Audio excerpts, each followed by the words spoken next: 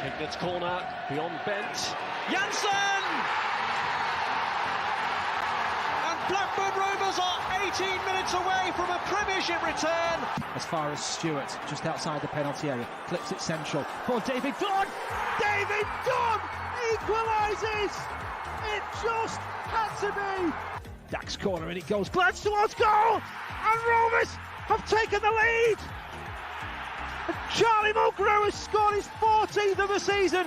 It may well be the goal that sends Rovers back into the Championship.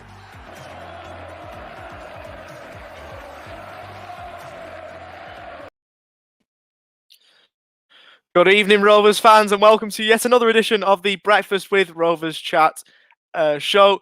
Got a lot to talk about today, of course. From friendlies to kit releases to having fans back in the stadiums. We've got so much to talk about. As always, I'm Oliver Walker-Peel, and I'll be taking you through this episode this morning, afternoon, or evening, depending on what time you are tuning in. Got a few viewers rolling in at the moment, so if you are one of those, put your comments in the comment section, and I'll get to those as soon as I can. So it is worth remembering, or worth mentioning rather, a couple of things in the intro. Of course, tomorrow is the massive summer stream.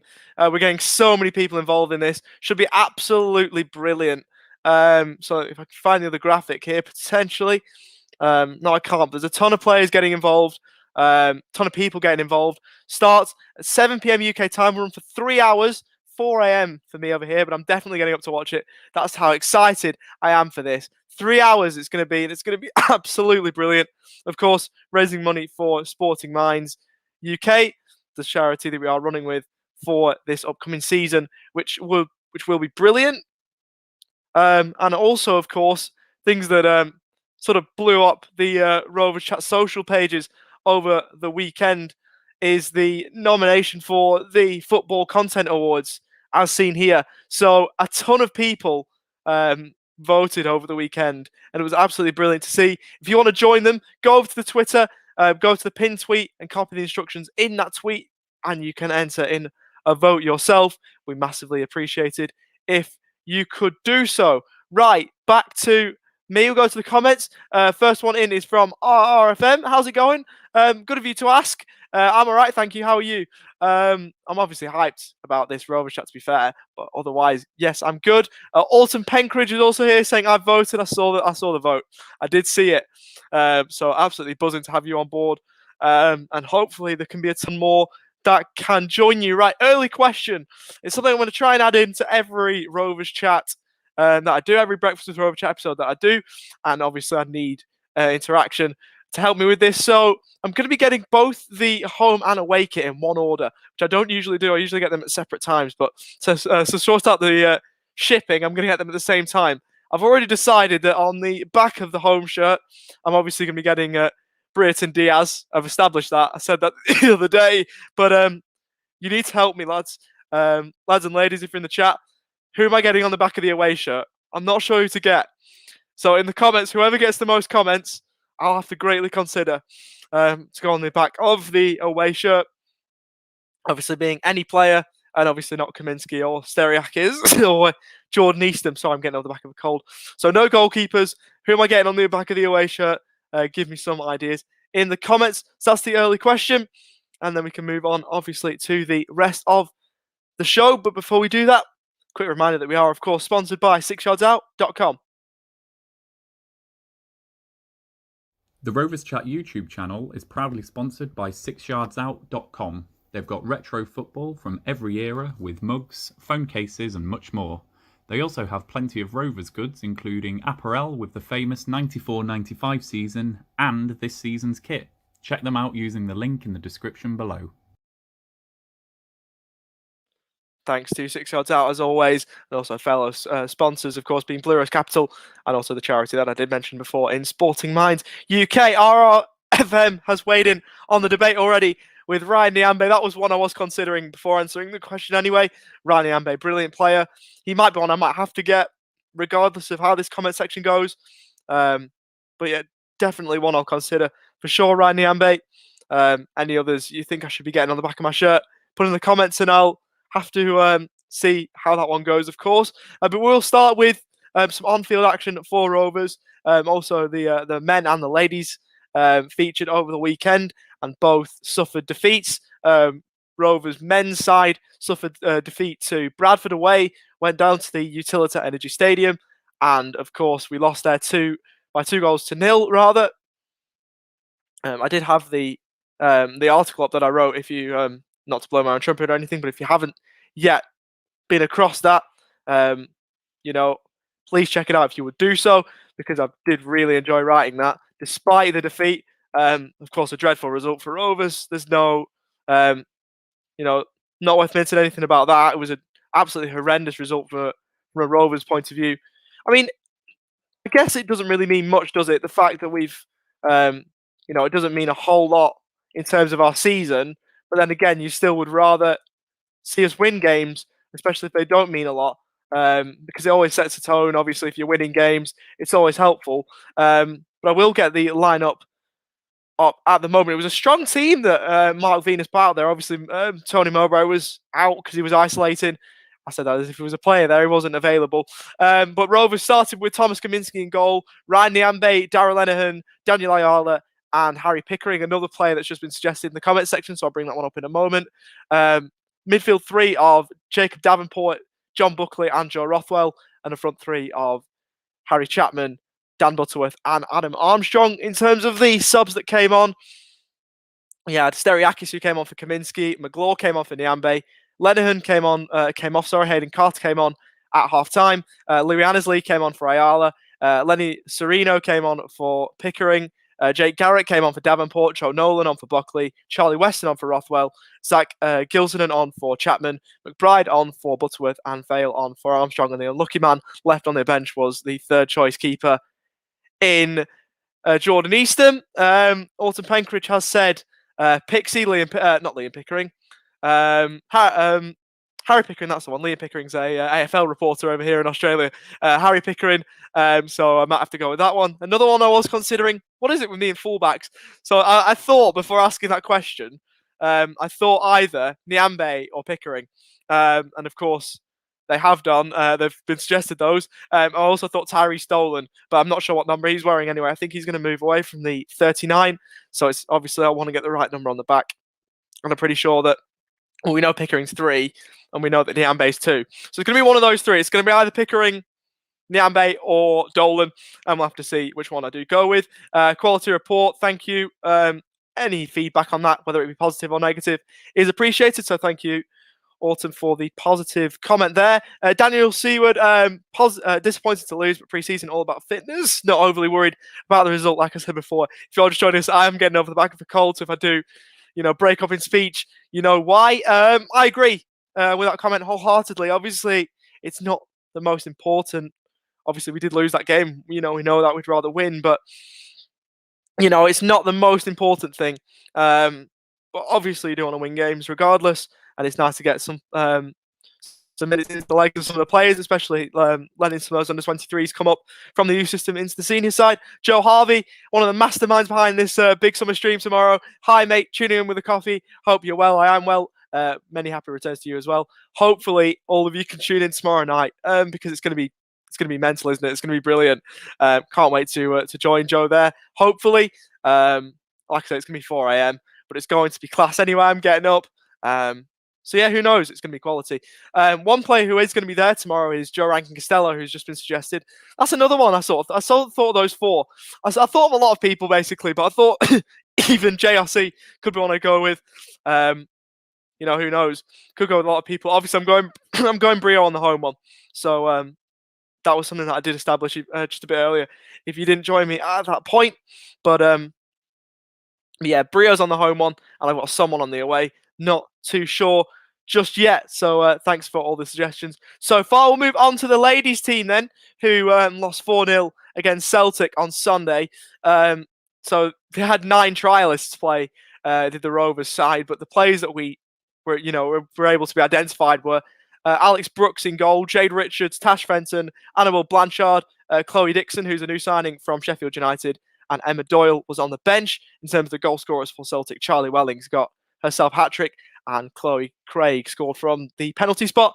So, yet again, another disappointing one for Rovers in the ladies' sphere this time. Obviously, again, though, a young side, 9 trialists is a fair lot. So, even just like it's similar to this comment up here, but just apply it to the ladies' team, because 9 trialists, it's a fair few.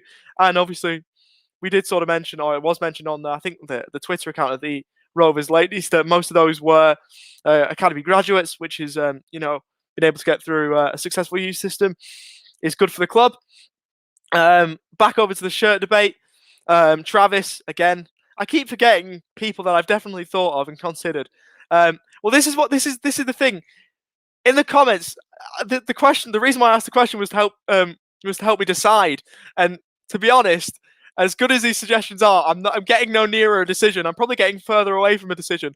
So if I could have help with a decision, that'd be class. But Travis is another one that obviously has to be considered, of course. But just back to that game with the ladies losing 4-0. Nice to see, obviously, Tash Fenton get a run out, probably the star player in that women's team. So if she can hopefully help propel us to another successful season in the Championship, that would, of course, be nice. Obviously, the one new signing, men's or women's, so far this pre-season has been Chloe Dixon from Sheffield United. So, there was a few people saying jokingly that, it's nice to see us make a signing, which it definitely is, of course, men's or women's. It's always nice to see new players come into the club. So hopefully she can do well in the blue and white halves. Moving on, of course, just a little bit, we have got the friendlies. On the men's side of things, obviously the big one is Leeds on Wednesday night at Ewood Park, 7:30. Which obviously, we will be wearing the away kit, I think. Obviously, it's going to be released before then, and it's on sale that day. Home and away kits are on sale that day. And obviously, we've got Bolton on the 31st of July away, which I think Rovers fans have actually been allocated some tickets for, which I didn't think we were at first, but we have now, which is good.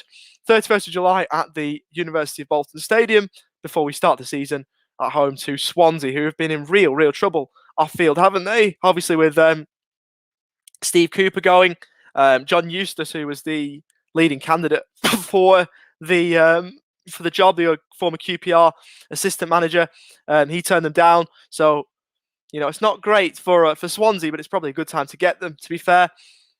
We'll have to see. Bradley Dack's leg hurts. He isn't dead, guys. He's still the man.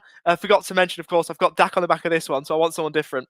But I've got Dak on the back of this one. When they had the free printing around the time he signed the contract, I got it on the back of here. So I'm not going to be going Dak on the back of the new one because I want someone new on the back there. But we can't forget about Bradley Dack. Joe Harvey, you're right. Good to see Tash on the shirt launch. Agreed. I did say that I made a kit video. But I think the video wasn't too good to post out. There was poor quality. I did say that I made in the home kit video that I made. It was good to see some representation from the ladies team in Tash Fenton, probably the most recognisable Rovers ladies player, and it was nice to see her obviously in that video. A question now from Daniel: who do you think will be the midfield 2 this year? A few options with Travis, Davenport, Jono, and Buckley. I mean, it'll be interesting to see if he plays the 4-2-3-1 or if he goes the 4-3-3. If he goes with the 4-3-3, Travis has to play as a 6, I think. Buckley and you've even got Rothwell as well in there. I think Travis would play as a 6. I think Buckley and potentially Rothwell as the 3. But obviously, I'm no Tony Mowbray, so I'm not too sure. But you're right, we do have a plethora of options in midfield and potentially maybe some loan options coming in as well, although we're not too sure about that. My days, this cold. It's not even a bad one, but it's annoying me now. But I'm sure I'll be all right. But yeah, there are a lot of midfielders. We can obviously mention Dwyer in the comments. Massive season for Super Joe. You're right there. I can't agree more. This is the biggest season in his Rovers career. Obviously, we know what he's capable of. We know exactly what he's capable of, but it's whether he can produce it on a consistent basis. Obviously, signing from Oxford after we came up from League One, expected a lot. And to be fair, he has delivered in some aspects. I'm not just having a little giggle at the comment there that's just coming from Morton Penkridge. But, he's shown flashes of brilliance. Like, obviously, his goal against Nottingham Forest probably exemplifies that best. But, even outside of that, he's shown brilliance, but he's been a bit inconsistent. In other stages, Super Joe Harvey, this was the comment that I was referring to. Brilliant comment. Joe Hart, it's not really a massive season, is it, for Joe? Because we know what he's capable of. Every single week, puts in the performances, Mr. Consistent. I was thinking about this before, actually, who I'd, if I was to relate Rovers Chat players to first team players. And now that I've put myself back on the spot again, I sort of have to think about that one. Well, I mean, I don't even know who I'd give for Joe, but who would I say for Joe? I'm not even sure. I'll come back to you on that one. But it definitely would be a complimentary player because Joe is absolutely class for this channel. We all know that. We'd obviously have to have probably Ryan. We'd have to have as Darrell Lenihan. We'd obviously have to have Dan Ainsworth being TM because he's obviously running the show, doing a class job at that too, by the way, if I may add. But yeah, we'll have to see. Any of the contributors, maybe we might have to have a talk about that later to see who we would relate ourselves to in terms of the first team squad, but definitely a topic for discussion. In terms of fans, of course, we mentioned that we are having fans in at that game against Leeds, and obviously we've got an allocation as well for the Bolton game too, which is good to see. Hopefully that those fans that are allowed in to Ewood on Wednesday night can get behind the lads. It'll be nice to see fans in. Obviously, it's been a while. February 2020 was the last time we had fans inside Ewood for the game against Swansea. So to have fans in against Leeds will be good. Ellis, hello lads, how are you? I'm good, Ellis. How are you, mate? Hoping you're well, of course. Quick question to anyone, of course, in the chat. Obviously, due to my location, there's no way I'm going to be getting to Ewood. In the comments, who is? I'm going to ask that quick question. Out of those in the chat, who is going to Ewood? And if you are next week on the next Rovers Chat stream, let me know how it is. Daniel, the watch-alongs will still be happening. I reckon the watch-alongs, I hope so. The watch-alongs, because obviously with fans not being back in, some of the watch-along contingent might be going to the game, so we might have to have some new people on the watch-alongs if they still happen. I mean, I'd love to be part of it if they are still going ahead, because they were good last season, weren't they? They were brilliant. So we'll have to sort of see if they continue. I'm not really sure, Daniel, to answer your question, though. I do apologise for not having an answer. Ellis is good. It's good to see. He says he's going to the Bolton game. Should be good. First away day for Rovers in a while. Was the last away day Charlton? Was it the 2-0 over Charlton? I think that was the last away. Oh, no, Derby. That was our last away win, was Charlton. We obviously got trounced away at Derby. That was the last away day for Rovers fans before filed. And then obviously we've got Bolton now. So we've got another league side after filed, obviously not inside the top 4 tiers of English football. Daniel going to the Swansea game. I wish I could do the same, but obviously being in Melbourne, that won't be a possibility. Let me know how the atmosphere is there, though, because it'll be nice to have Rovers fans back in for league football. Ironically, against Swansea, after having to play Swansea last. Dwyer, anyone going to the games know whether you have to provide proof of a negative test? I think the advice is if you're not feeling well or you're coming into contact with someone with COVID, you don't go. I'm not sure if you have to provide a negative test. Sorry, I'm not sure if you have to, but obviously if you're not feeling great, don't put the rest of the community at risk. Would be my advice. But I'm not sure if there's guidelines saying that if you are going, you have to provide a negative test. But obviously, if you're not feeling well, don't go. And that's what I would say. In terms of the home and away kits, obviously, the home kits were released the other day. We've talked about those a little bit. Obviously, you can see the modelling photo here with Adam Armstrong, who I don't think will be wearing it for too much longer. If I take the comment off the screen, there we go. We've got Armour, Dak, and Nyambe, and you can just see it in action there. Harry Chapman, you can sort of see it, can't you? Obviously not the reversed halves that we were sort of hoping for, but and also looks like a number change as well for Harry Chapman because he's wearing 17 there, and he wore 11 before he went out on loan to Shrewsbury last season, so maybe a number change. But Rovers fans, how do we think the kits look, the home kit looks? Obviously, rumours are that the away kit's going to be red and black halves, which is going to give me serious 07, 08 sort of vibes. Let me see if I can sort of find one. What I'm sort of thinking of. I think it was 07, 08.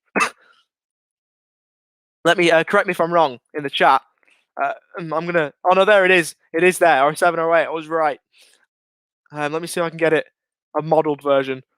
Sort of one there. I'll bring this one up because it sort of makes life a little bit easier. But this is the kit that I think it might look a little bit like. Obviously, it's not going to be Umbro. We know that. Because obviously with Macron, obviously we moved recently from Umbro. Let me see if I can get this one up. I wonder if it'll let me. Yeah, well, there we go. So I think it'll look similar to this. Obviously, massive Roque Santa Cruz sort of memories there, nostalgia for those fans old enough to remember him. Obviously, I was about 4 when they were wearing that. So we'll have to sort of see how that was. It would be nice to have a few new memories there. Hope so. Favorite away kit 708. So yeah, was right there. Had David Bentley on the back. There's a flashback and a half. Also have it as a coaster as well. Did you get that coaster from 6 yards out, may I ask? Another plug there for obviously sponsor. But if you haven't got anything from 6 yards out, would recommend it because obviously they've helped this channel a lot. But yeah, it's a very, very good away kit, that one. We've been sort of, trying to ask for its return for a while, and it looks like we might be getting it finally with Macron.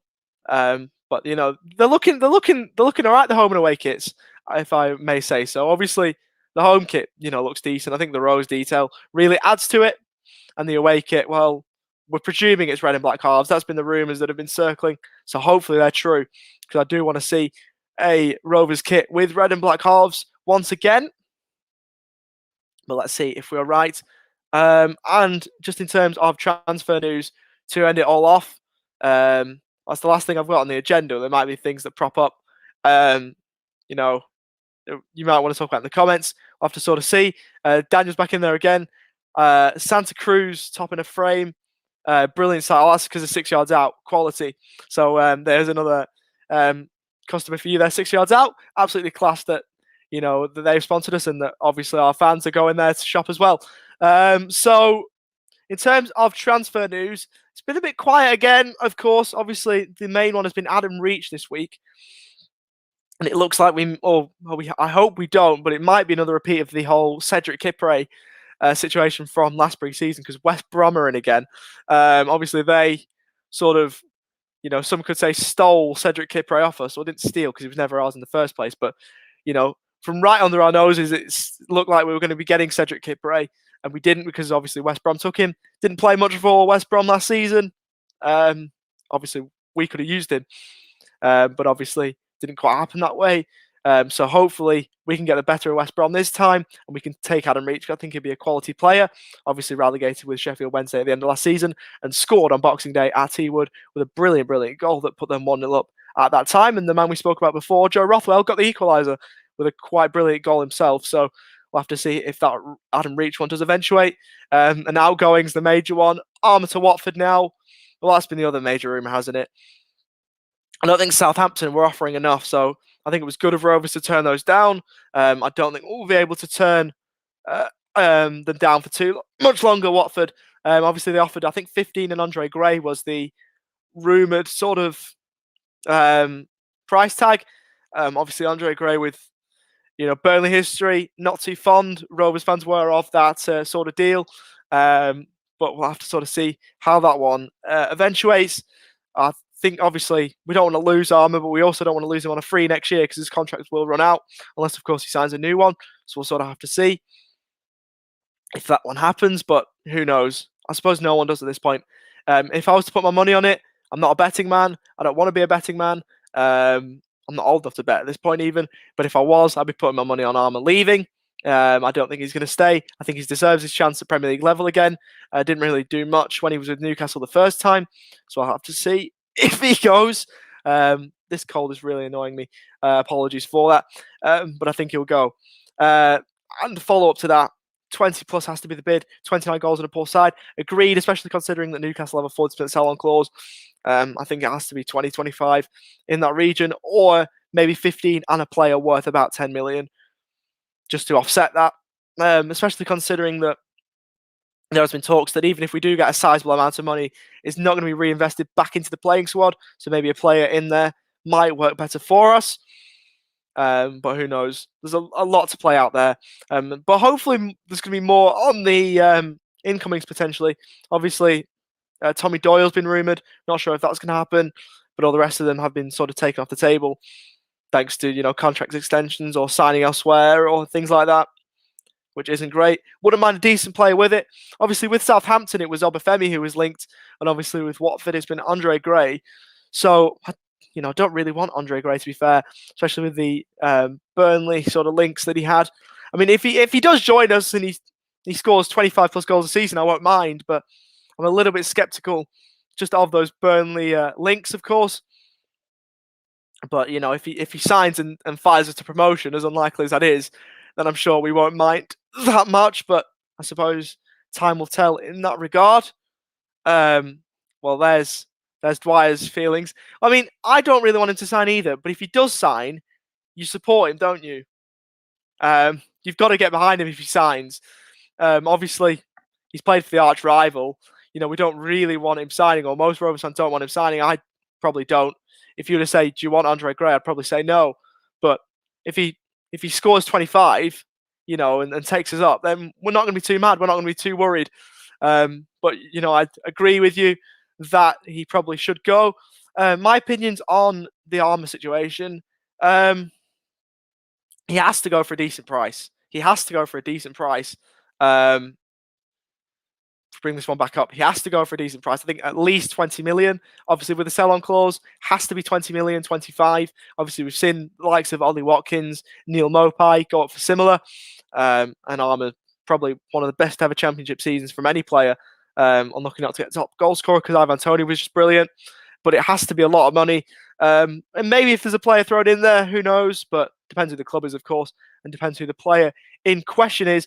I think I'd like to see him stay and sign a new deal, but I don't think it's going to be likely because obviously he'll want to prove himself at Premier League level, which makes sense because he's obviously tried his hand at Championship level, done really well, and I think he deserves a chance. So I reckon if I was in his shoes, I'd almost be inclined to take it. I mean, I would obviously love to stay at Rovers as a Rovers fan. I'd probably stay with Rovers as a Rovers fan, but as someone who isn't a Blackburn fan, or a childhood Blackburn fan, I think he'll want to go. And I think he's earned his right to do that, and fair play to him. Provided us with a lot of memories, but I think they'll be ending very soon. It's obviously cruel to have him in the kit launch video and then have him leave, but that's the way it goes in football sometimes. But it'll be interesting to see who we get in return because it have to be a sizable sum of money, you would think. Right then, so I'm going to end it there. Brilliant stream again. Obviously, apologies once again that I'm a little bit under the weather.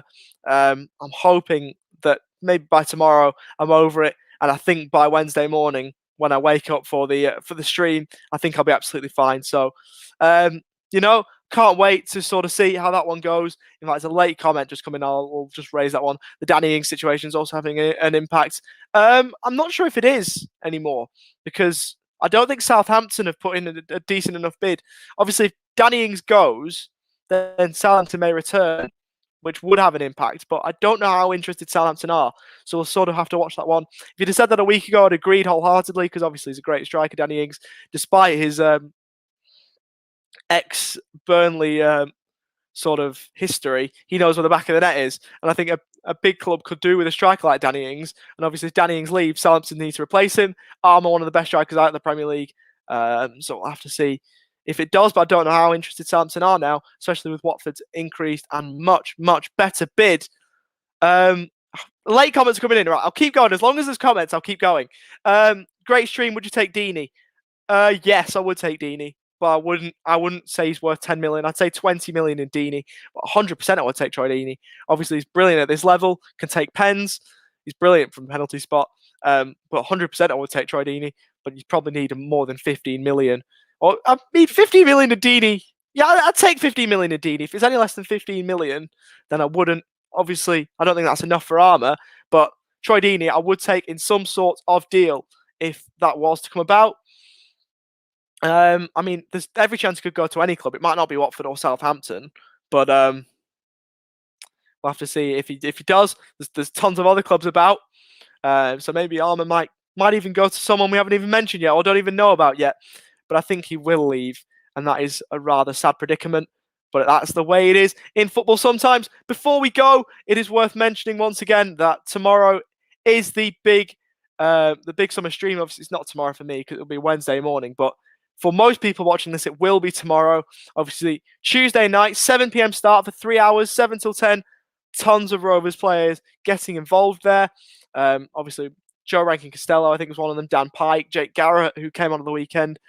Obviously, former players in Gusted and Conway, Jordan Rhodes. There's tons I'm forgetting, but there is absolutely tons of players getting involved, including some currently at first team level at Rovers. And I will remind people again that the Football Content Awards, obviously, you can vote for us. If you haven't done so already, go over to Twitter, go to the pin tweet, and obviously copy the instructions there. Or if you don't have Twitter, you can also vote on Instagram. So if you go to the Football Content Awards Instagram page and just comment at Rovers Chat in the comments, that will count for a vote. So you can do that as well if you don't have Twitter. But that will about do us for today's stream. It was absolutely brilliant to bring this one to you. Thanks, Alton Penkridge and the rest of commenters in the chat. It was brilliant to see all the comments you put in. It makes my job easier. Definitely makes my job easier having all those there.